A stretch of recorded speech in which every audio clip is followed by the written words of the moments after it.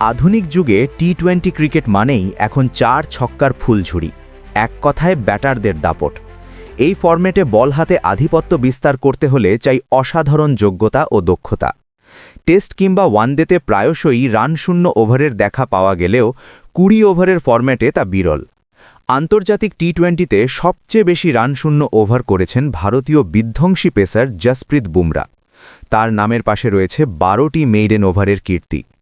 নতুন বল কিংবা death over যে কোনো পরিস্থিতিতেই দলের প্রয়োজনে প্রতিপক্ষকে রুখে দিতে সক্ষম তিনি।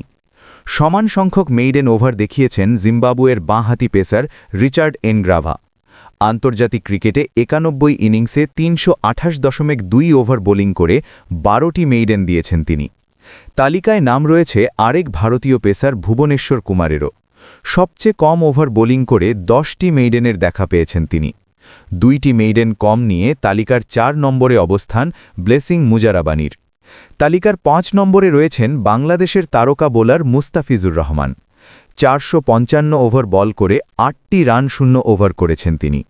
কেরিয়ারের শুরু থেকেই ডেথ ওভারে তিনি বিশ্বের অন্যতম সেরা পেসার।